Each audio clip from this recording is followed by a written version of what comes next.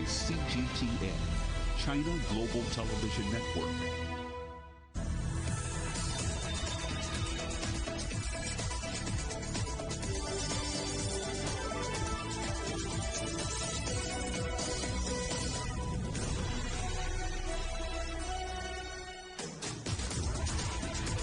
Hello and welcome to Global Business Europe, live from CGTN in London. I'm Jamie Owen.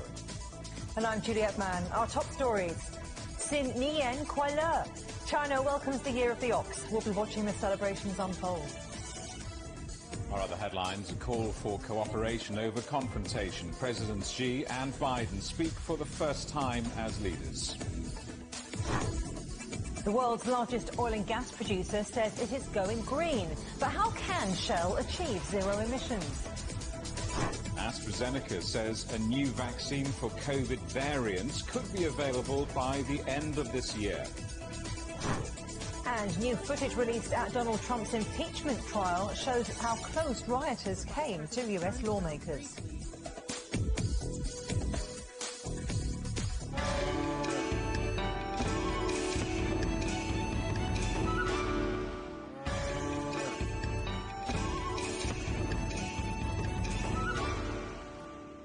Chinese people around the world are celebrating as the Spring Festival gets underway.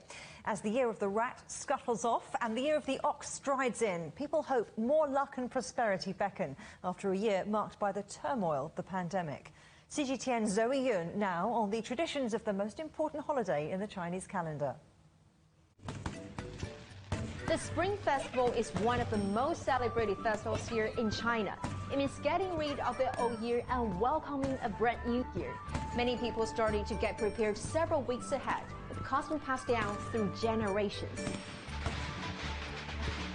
With the red ladders hung high and final countdown begins, many families are busy decorating and cleaning their homes.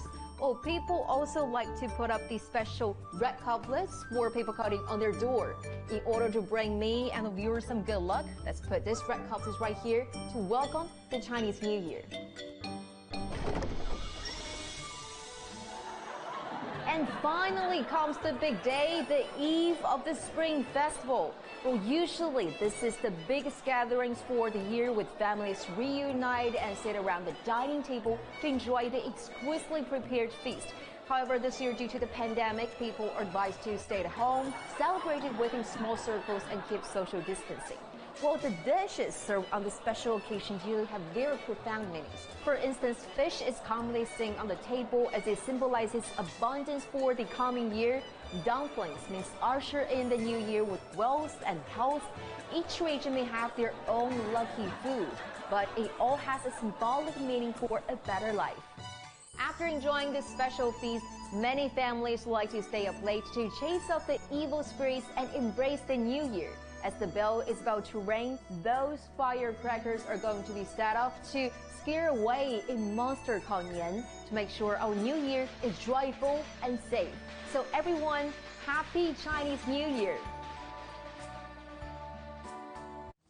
More of which later in the program. The leaders of China and the United States have spoken by phone for the first time since the new US president took office. Xi Jinping and Joe Biden has what's being described as an in-depth discussion on a range of issues, including the pandemic, trade, and international and regional tensions. President Xi told Mr. Biden that China-US collaboration benefits not only both sides, but also the whole world. He added that playing against each other will be a disaster for both sides. He also referred to Joe Biden's long-standing mantra that America can be defined by one word: possibilities, saying, "We hope the possibilities will now point towards an improvement of China-US relations."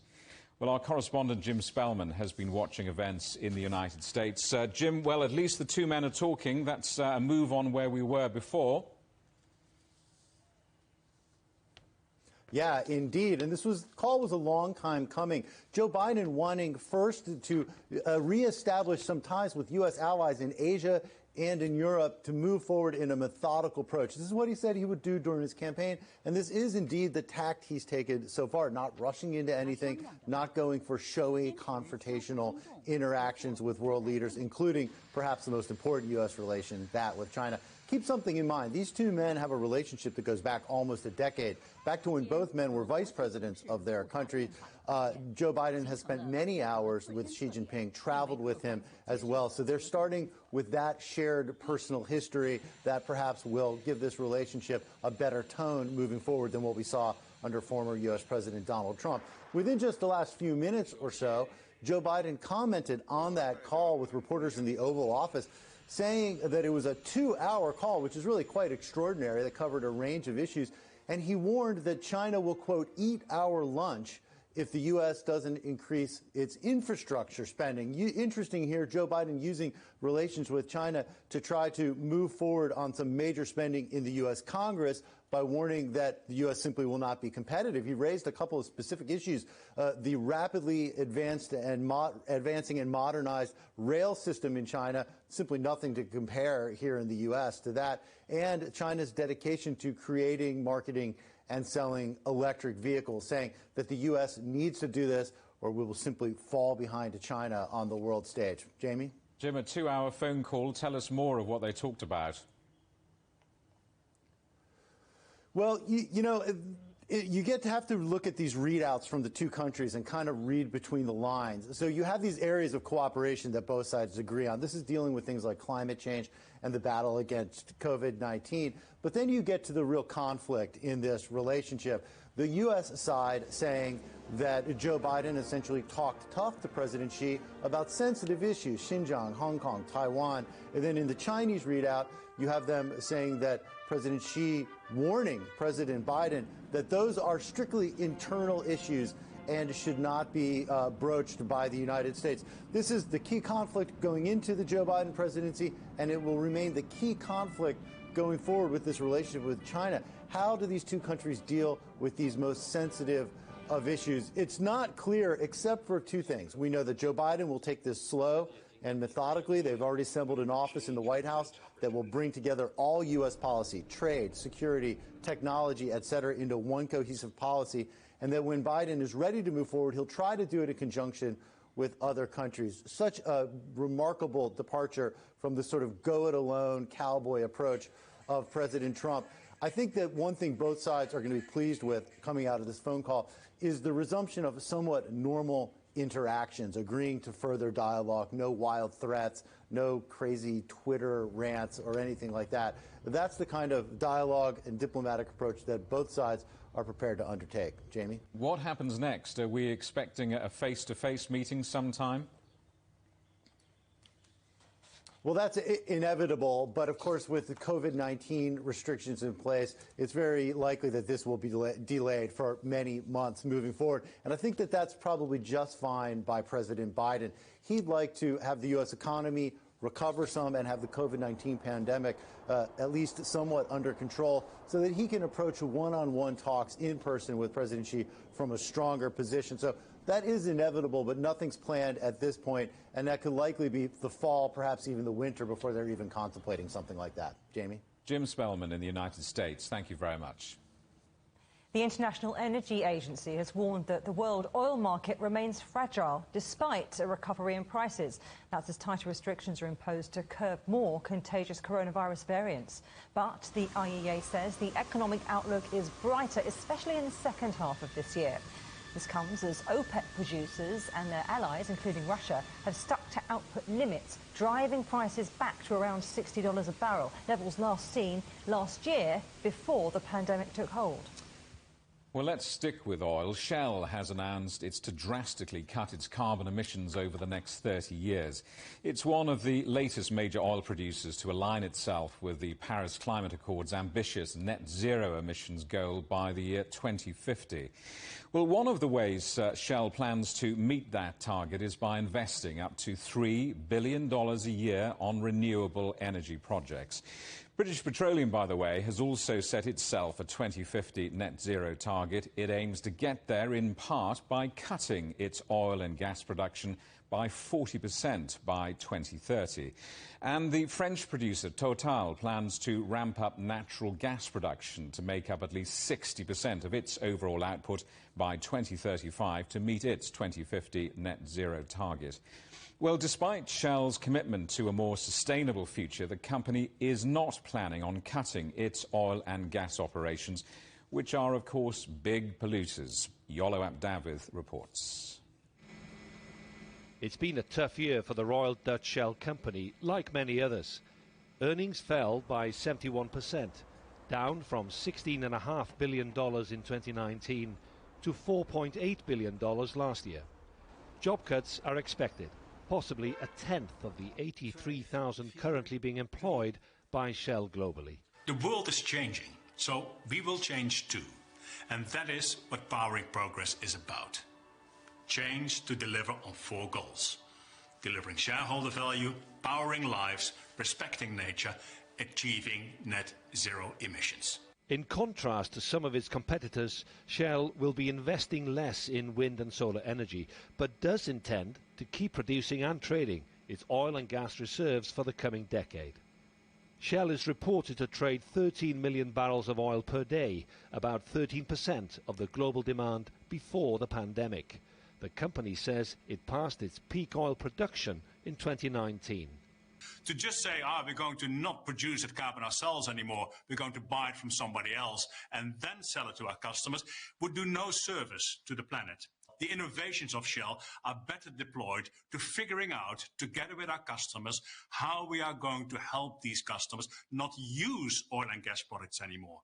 And then, indeed, at some point in time, the supply of oil and gas is going to be somewhat of an irrelevancy, if you like. Balancing how to reduce carbon emissions, but keeping its investors and shareholders happy is tricky for Shell, especially as most developed countries are keen to follow the lead given in the Paris Agreement and limit the rise in global temperature to 1.5 degrees Celsius. But most of our vehicles run on petrol and diesel, and that pollutes the atmosphere and affects public health. So how does Shell intend to reach its net zero emission target by 2050? Well, it plans to rebalance its businesses by adding 11,000 retail outlets and attracting 10 million new customers. It'll expand its electrical vehicle network from 60,000 charging points to 500,000 and link the salary of 16,500 Shell staff to how successful they are in driving down the company's carbon emissions. It also promises to increase biofuels production, improve its electricity networks and develop hydrogen hubs for industry. Yolo Abdavith, CGTN, London. Well, Professor David Elms is an expert on global energy. He says Shell's announcement is significant as the company tries to become more environmentally friendly. The significance is even more because they're not just talking about the work that they do, their own activities, but it's the emissions from the products they sell and actually also emissions from other people's products they sell. So they've covered the whole scope of what they do, and in that respect it's really significant. But of course the question is, how long, how fast and how much money is it going to spend to make those changes? And an even more significant question, surely, how on earth can an oil company go net zero emissions? Well, what they're saying is that, over time they will gradually reduce their reliance on producing oil and gas as the main part of their business. That they will shift more towards, first of all, from oil to gas, but then also shifting their activity towards the efficient use of energy and also increasingly the use of electricity rather than oil and gas. And the particular example there, obviously, is how fast we start using electric vehicles and what role does Shell play in supporting the electrification of cars and vehicles. What are the wider risks in this strategy? Well, the risk is that they're shifting to a bunch of different technologies and some big technologies like carbon capture and storage, like the use of hydrogen and an increase in fuels from biosources. And those are pretty big technology bets that are going to need a lot of investment. And you would have thought that lots of other oil companies would be in the same boat and making the same decisions. But it is worth saying here, isn't it, that other oil companies, companies like Exxon and Chevron, are doing rather different things. So Shell's strategy seems to be in rather stark contrast to the competition. Well, what's happening is that these, what are often called the international oil and gas companies like Shell, BP, Total, Exxon, Chevron, they're sort of getting squeezed out between the big companies around the world who belong to various governments who produce oil and gas. And so what you're seeing is different strategies. You're seeing some people like Shell and BP and Total saying, right, we need to change. We need to firmly move into a different space. And then other companies are saying, well, we will still need to use oil and gas for a while. And so they're not making that transition yet. So it's interesting in the details as to who's making the change now and who thinks that they can make it later. You're watching CGTN. Still ahead, how Amsterdam has overtaken London to become Europe's largest share trading centre.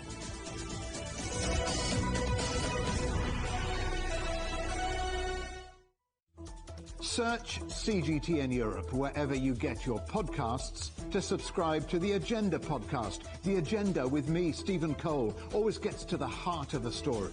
Just subscribe today and listen now. Covering the world from 4 continents. A new horizon. Teams in Beijing, Washington, D.C., Nairobi, and London. Who connect, interact, and inquire to bring you the stories that matter to all. The Link, only on CGTN. Don't forget you can sign up to our daily newsletter. We bring you all the top business headlines straight to your inbox. So sign up for free at this address. CGTN. See the difference.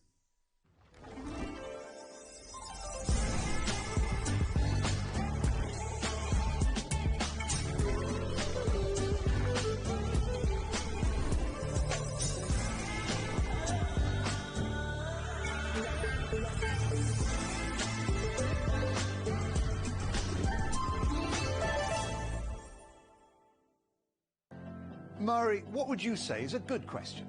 Stephen, I'd say it's one where there's always more than one answer. The Answers Project is a new podcast series from CGTN Europe. With me, Stephen Cole. And me, Mari Beveridge. In each episode, we'll take a complex question. And with the help of some of the world's foremost experts, shine light on some of the answers. So join us for The Answers Project. Available wherever you get your podcasts.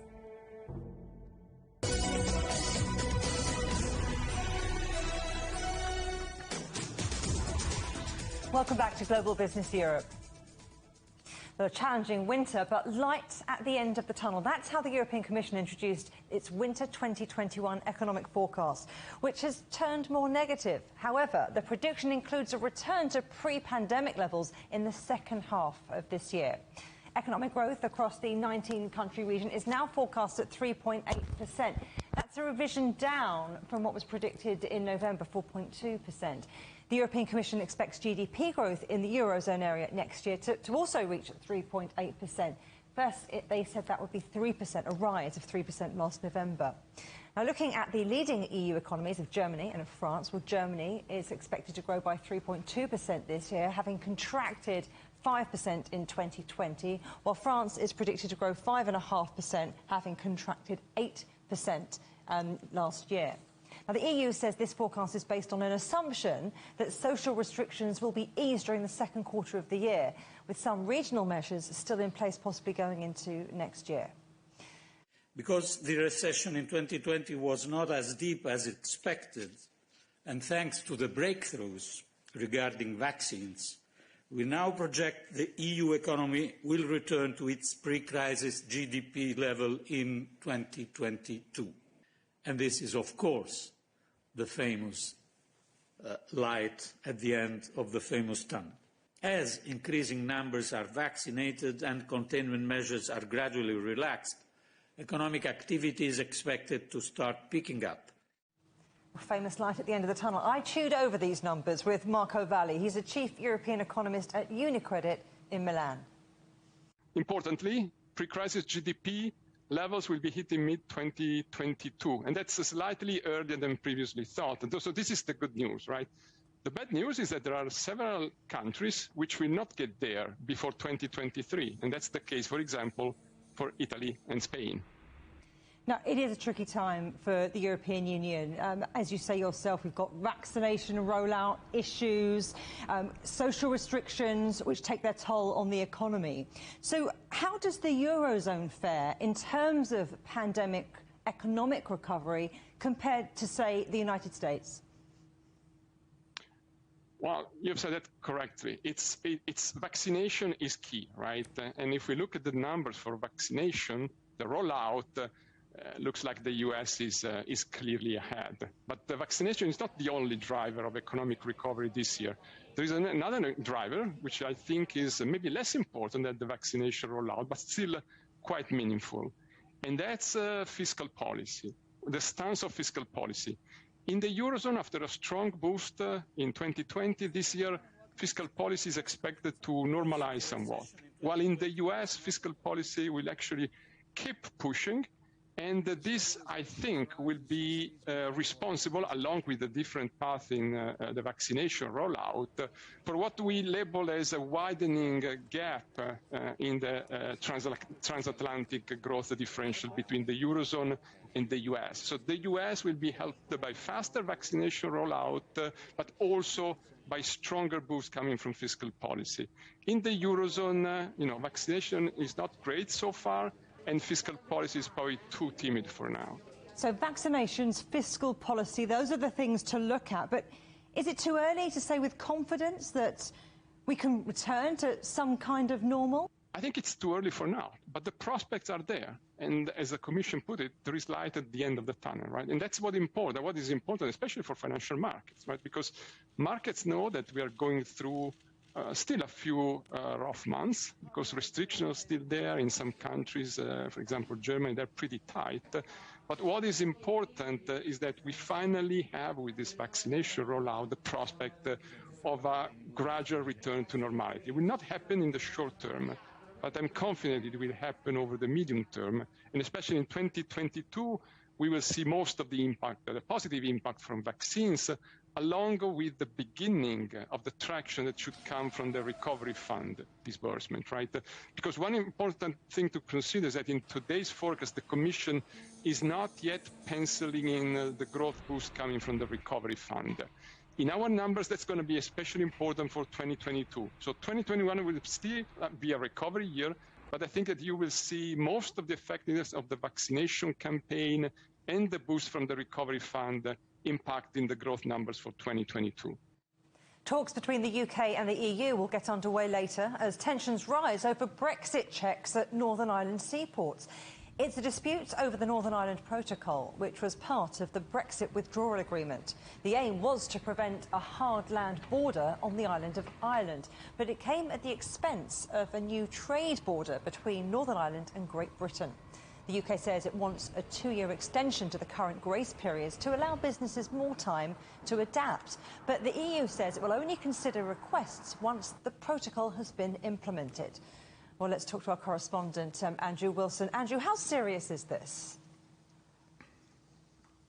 Well, it depends who you talk to. If you talk to Arlene Foster, who's the head of the Northern Ireland Executive, she thinks it's a disaster. She says the European Union has its heads buried in its sand. She said that this was an incredible state of affairs. Now, she's alarmed because her border controls people and her trades people are coming back to her and saying, we can't work with this new red tape. It's almost impossible to get goods out of Great Britain and across to Northern Ireland with far too much confusing bureaucracy, and it's really hurting our trade efforts. Now, the European Union reaction to this is, well, this is what you negotiated. This is the Northern Ireland Protocol. This is the cost of keeping a border open to the south across the land between Northern Ireland and Ireland. So you have to live with it. You have to implement this. There is a suggestion, of course, coming from Brussels, which does carry some weight, is that because of the trade deal taking so long to be negotiated and pulled together at the last minute at the end of December, and also with a certain lack of preparation and lack of information coming from central government in Westminster about what this would entail, that tradespeople and border control people on the Northern Irish side have been caught unawares and are struggling with some of this red tape, which is leading the European Union to say, hang on a second, implement this. This is not a disaster. It's just teething troubles.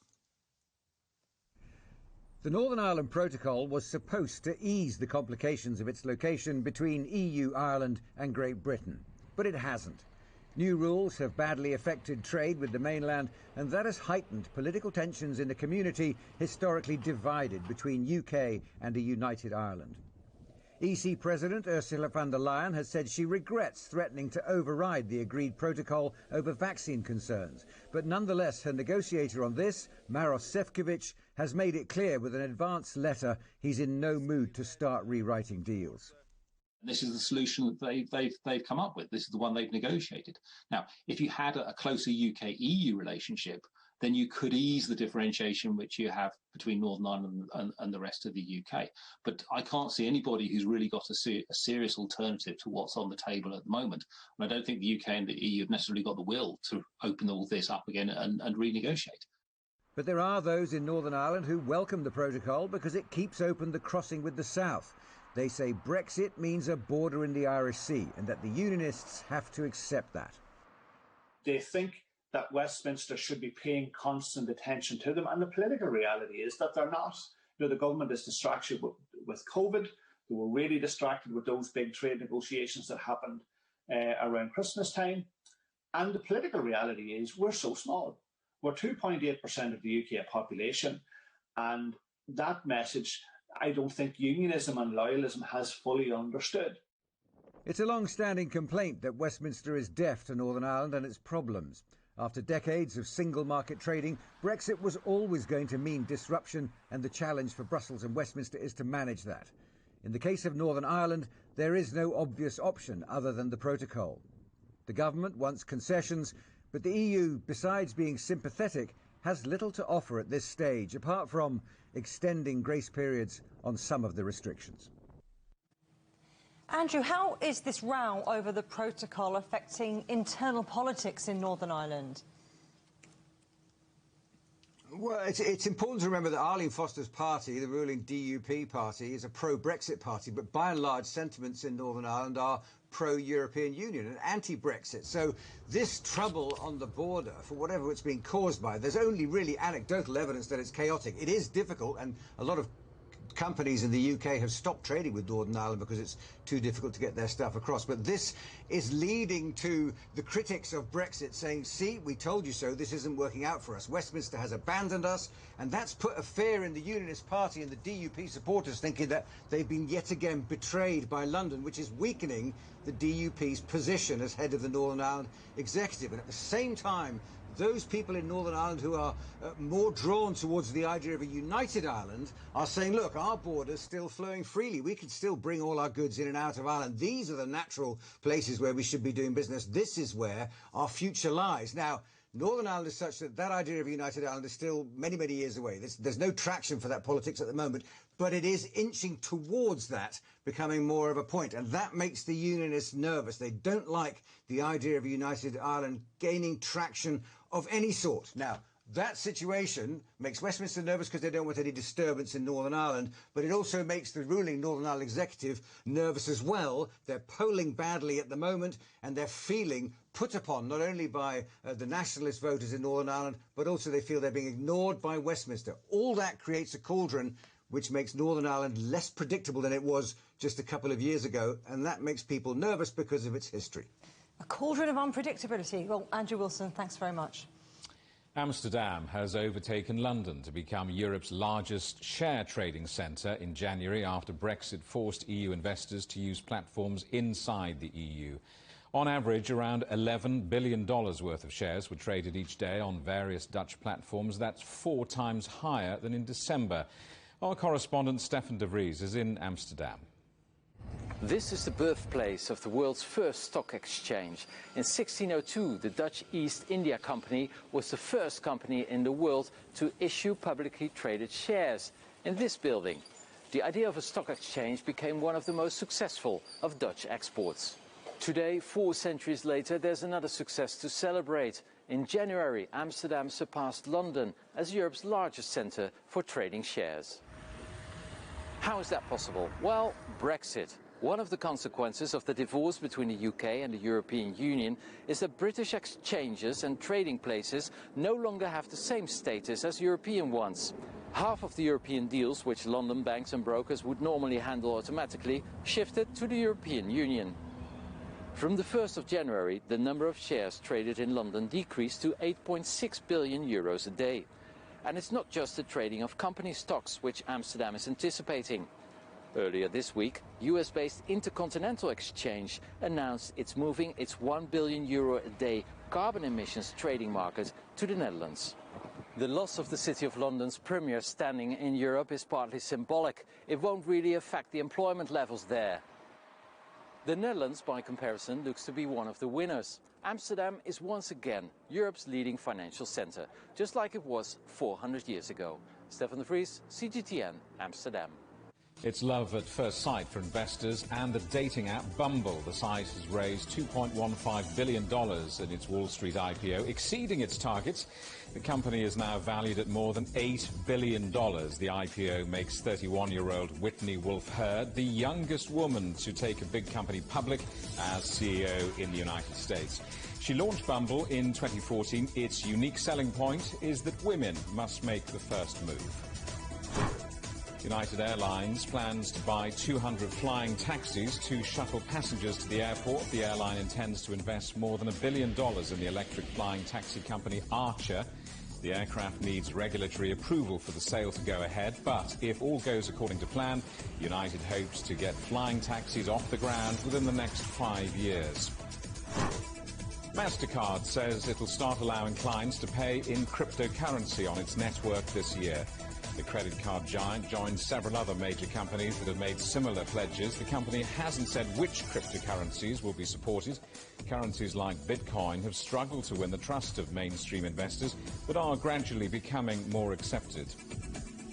The boss of the accounting company KPMG has apologized for telling staff to stop moaning about working conditions during the pandemic and saying unconscious bias doesn't exist. According to the Financial Times, Bill Michael made his comments to staff during an online meeting. He has since stepped aside while the company investigates. You're watching CGTN. Still ahead, a Brussels bungle leaves the heart of the European Union short of COVID vaccines.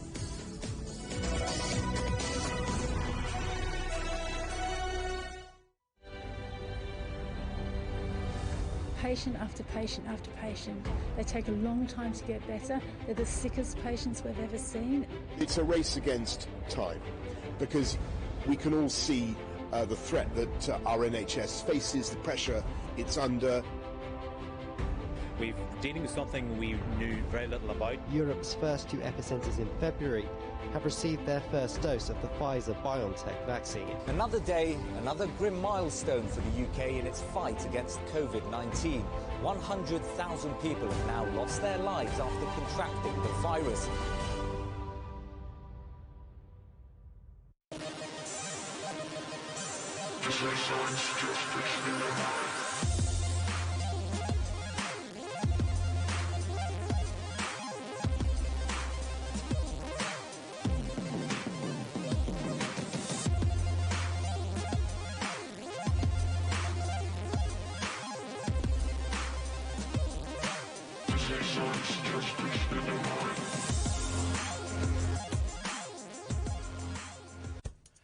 On the agenda with me, Stephen Cole, we look up into space.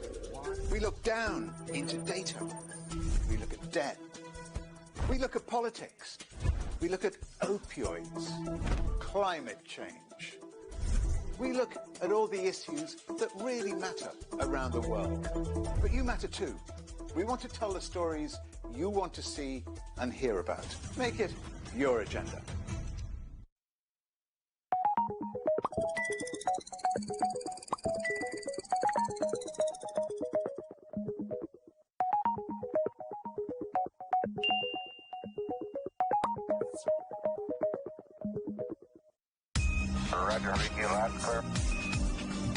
We can try out the wild and crazy ideas.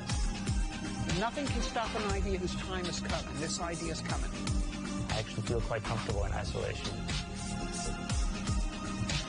We should all be very busy when we're trying to save the world. Oh, no. We hope it will happen. We have to live in hope.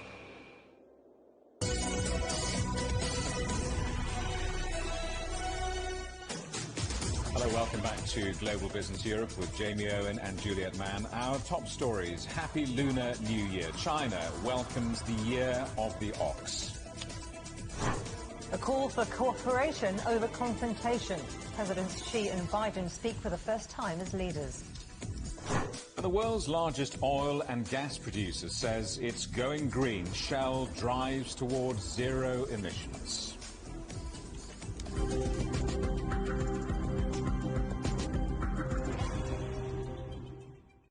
AstraZeneca says it could take up to 9 months to produce COVID vaccines that are effective against the new variants. Clinical trials of the next generation jab are due to start in the spring. The pharmaceutical company also reported full-year revenue that rose by 9% to more than $26 billion, following strong sales of oncology treatments. Nicole Johnston reports. There could be a new COVID-19 vaccine that would target new variants available by the end of the year. AstraZeneca made the announcement in its annual financial results released on Thursday.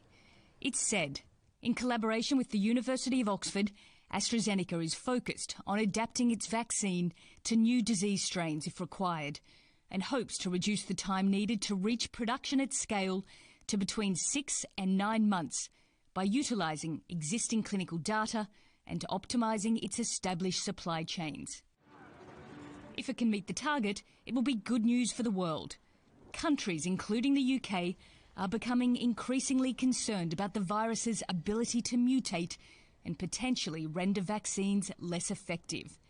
There are thousands of variants now, but the main concern is with those first identified in the UK, South Africa and Brazil.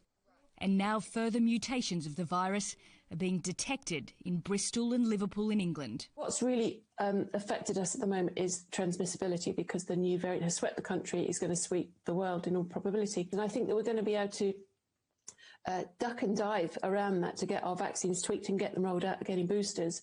But it's going to be that slow waltz with the virus and the vaccine development, trying to keep up ahead of what nature is throwing at us, actually. The company says it will not make a profit on vaccines until the pandemic is over. But it's making money elsewhere, with several new cancer drugs. The firm made $5.4 billion in 2020. AstraZeneca also announced it's making 100 million COVID-19 vaccine doses a month. And from April, this will double to 200 million. Sounds like a lot, until you consider there are billions of people left to vaccinate. Nicole Johnston, CGTN, London. As EU leaders continue to argue with pharmaceutical companies over vaccine deliveries, the shortfall in supplies is starting to be felt on the streets of Brussels. The city, the headquarters of the European Union, is struggling to get people vaccinated. Tony Waterman reports. This bank cafeteria turned vaccine injection site is the city of Brussels' first public vaccination center. Its doors flung open only 9 days ago, but there's already a major snag. A shortage of doses means the facility is only administering a fraction of its 900 jabs a day. At this moment not, only 150 or 200 a day, because we only have this available in volume of vaccines. This is really the factor that is limiting the whole process at this moment in time. Nearly half of the vaccination rooms sit idle, and things aren't expected to get much better in the coming weeks. Moderna, whose jab the center relies on the most, has already slashed February deliveries by 20%. And the Belgian government has decided that the newly approved AstraZeneca shot won't be used in people over 55.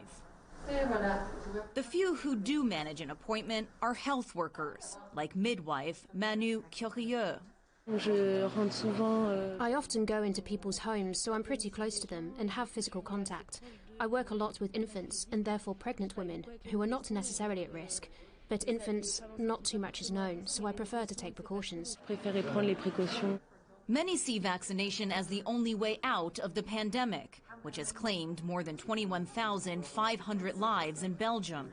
Having treated COVID-19 patients during the first wave, some here know all too well the toll the disease can take. I saw things I never expected to see. We are there and we cannot help the patients that we have just laid on the bed. Despite months of delivery shortfalls, nearly 3% of the Belgian population has now received at least one dose of the vaccine, the bulk of them administered in hospitals and care homes. Mass vaccination will depend on public facilities. The plan is to open 9 more vaccination centers across the city of Brussels, but most openings are delayed due to the lack of vaccines.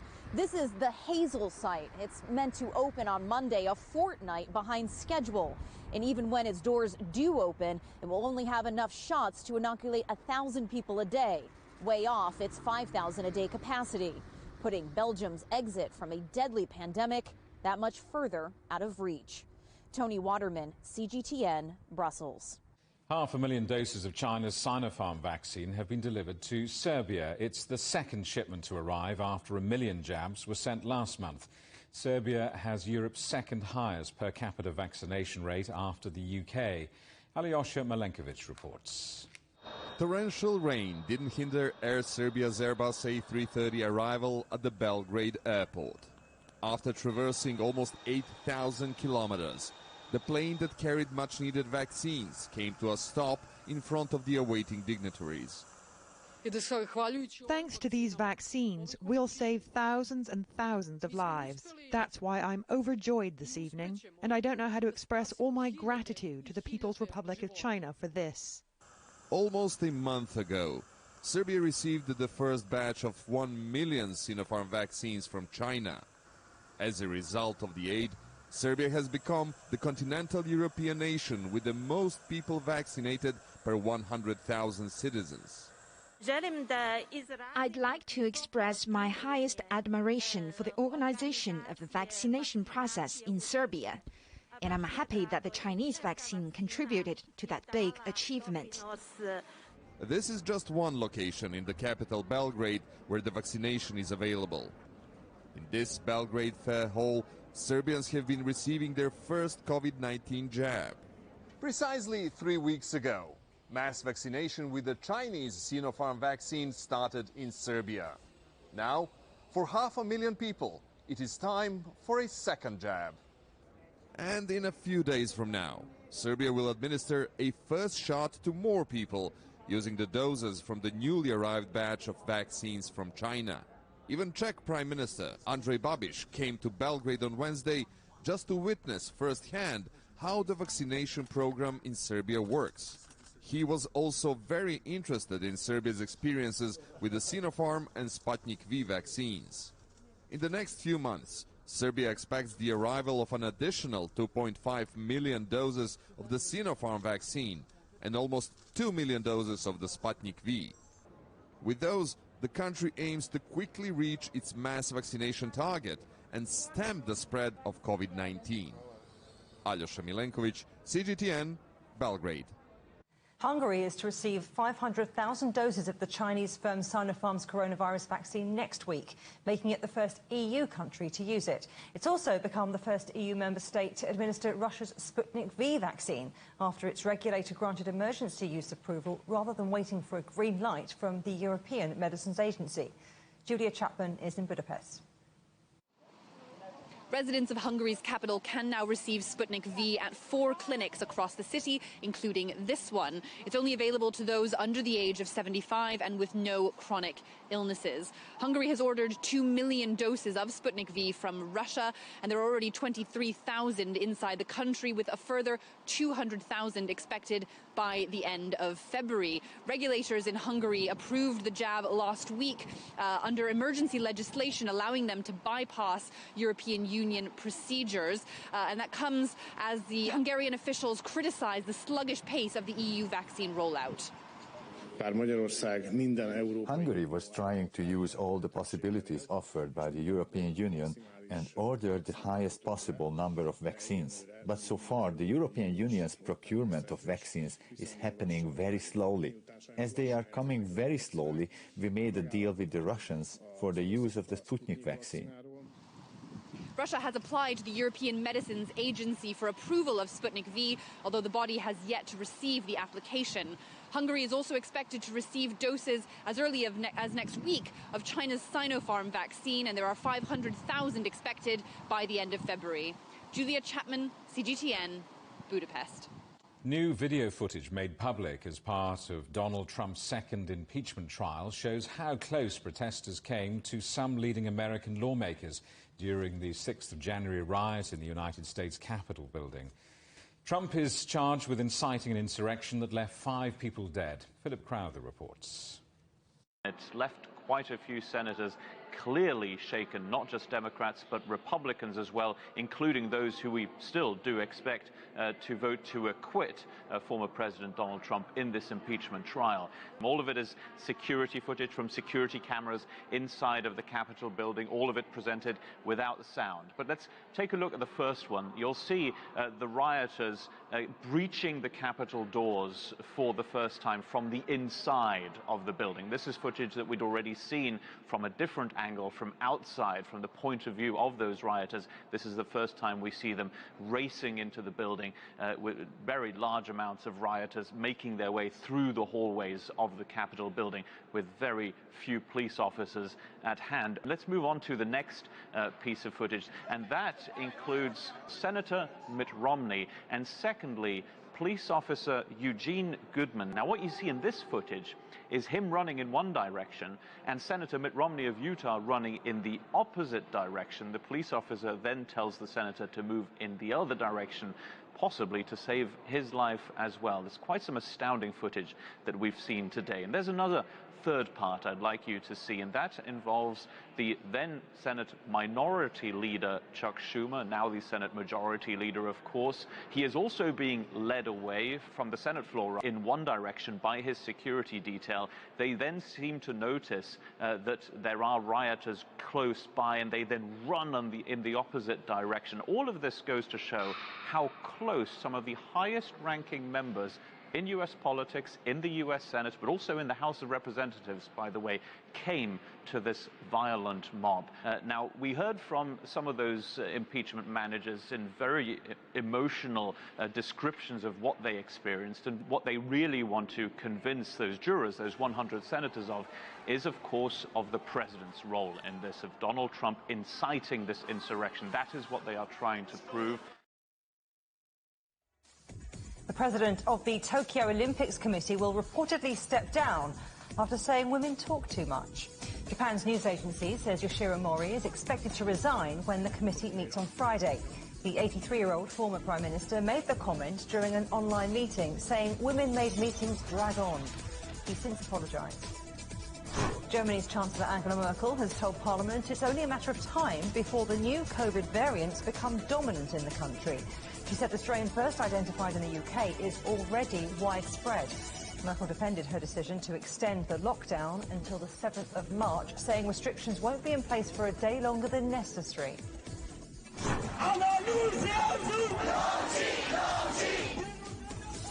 Hundreds of protesters in traditional fishing boats have staged a demonstration against the military takeover in Myanmar. It's the 6th day of rallies. Protesters are demanding the release of deposed leader Aung San Suu Kyi. US President Joe Biden has approved sanctions on military leaders, their families and businesses linked to them. China says the disengagement of Chinese and Indian troops along the Himalayan border in Ladakh has begun. The Defence Ministry says this comes after high-level talks between military officials from both countries. They've agreed to continue working towards ensuring security and stability along the border. Tensions ran high after a deadly clash in the disputed Himalayan border region last year. China's broadcasting regulator has barred the BBC World News Channel from airing in China. The National Radio and Television Administration said the channel's coverage of China had violated the country's broadcasting regulations. The administration said the channel's coverage went against the true requirement for news and harmed China's national interest. Responding to last week's statement from China's foreign ministry accusing the BBC of pushing fake news in its COVID-19 reporting, the BBC said its broadcasts are fair and unbiased. You're watching CGTN. Still ahead. It's usually a big celebration for the Chinese community in London, but lockdown means Lunar New Year will be rather muted.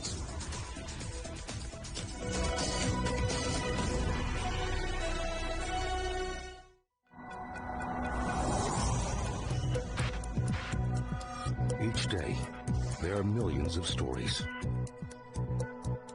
Each one can open new perspectives, new possibilities. Wherever you look, we are there. To see, discover, explore. We put the pieces together to find what really matters to you, all around the world, all around the clock. Our reporters are at home across the globe. From our headquarters in Beijing and production centers in Washington, Nairobi, and London, China Global Television Network. Stories from across the globe, reaching people across the globe.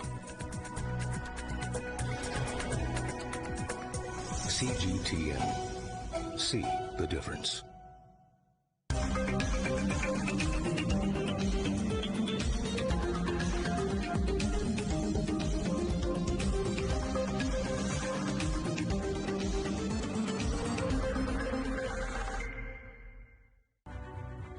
The agreement is signed.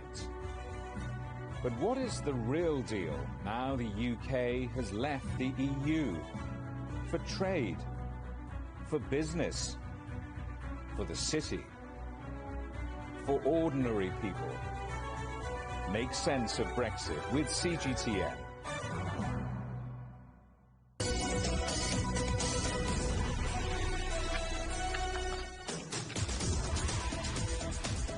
Welcome back to Global Business Europe.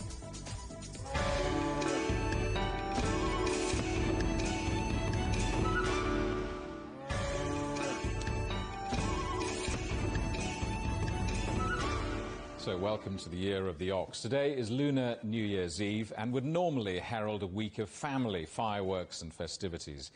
In the UK, still under lockdown, organisers are promising a programme of online events rather than a packed Trafalgar Square. The British Prime Minister, Boris Johnson, has sent his best wishes. I want to send my best wishes to everyone celebrating Chinese New Year this weekend and to say a huge thank you to our British Chinese community for the incredible contribution you make to our country, consistently achieving so much in everything from education to business and medicine. Unfortunately, this year's celebrations can't include the usual dragon dances and other fantastic festivities because of our battle against COVID, but I hope all of us can take heart from this year of the ox. Well, our correspondent Yoloap David has been out and about in a rather quiet central London. Despite the vibrant colour, there's a forlorn feeling to Chinatown. A highly infectious virus and a biting cold wind have emptied the streets. This year, because of the lockdown, we won't be able to actually carry out any celebration, so we'll have to do it by virtual and online. Chinatown is a magnet. It's one of London's main visitor attractions, with tourists, theatre-goers and students enjoying the food and atmosphere, especially at this time. London's festivities usually are the biggest Chinese New Year celebrations outside of Asia. Last year, tens of thousands of people enjoyed a street parade. But of course, this year, the pandemic and lockdown and the dangers of COVID are having a huge impact. Some restaurants survive by delivering meals and offering takeaways. Others have closed until lockdown rules are relaxed. As you can see, we're not open now and we're not doing takeaway. Normally the Chinese New Year is our busiest day of the year, so it will be completely different. It will be the first time in business in London that we've not been open for the Chinese New Year. It's difficult too for specialty supermarkets. Usually trade is buoyed by tourists and Chinese students. This shop has changed opening hours and offers home deliveries, but its income has dropped significantly. Every day we lost. Before Chinese New Year, we had a lot of customers, but this year, only a little bit. Very not same before, so we lost 70%. This year, London's Chinese community will celebrate by eating in with friends. Because I'm staying with my roommates, so we are gathering together and we are celebrating together, having dinner together, and for him it's a little bit difficult. Yeah, I'm staying in the studio, so I'm living alone basically. I'm planning to travel to her place to get a sense of reunion, but it's a lot of different from back home, because back home we can meet with families. We have a big family reunion back in China. The bustle and colour of traditional Chinese New Year celebrations will be missed this year. Chinatown has never been so quiet. So I must say that, it's very, very sad to see Chinatown, to be so empty. But as it's the year of the ox, an animal in Chinese mythology that's connected to hard work, energy and diligence, there is optimism too, that when people can travel freely, crowds will return. Yolo Ap David, CGTN, Chinatown, London. They're celebrating Year of the Ox in towns and cities all over the world, but particularly so in one small village in China. CGTN's Xu Mengti reports from Hainan province.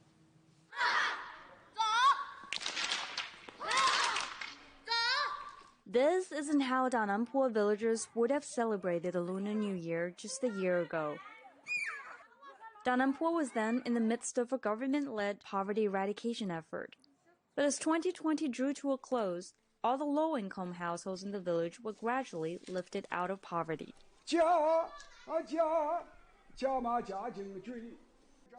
For this New Year's Eve, the elderly in the village will take to the stage to perform a local opera that had disappeared for 42 years.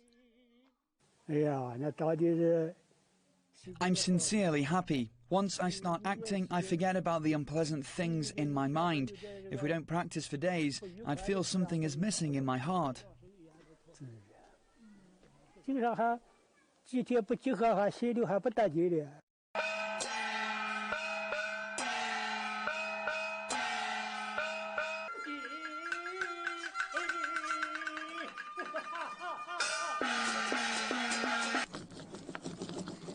For the kids, a bookstore that hosts occasional cultural workshops has become their favorite gathering place.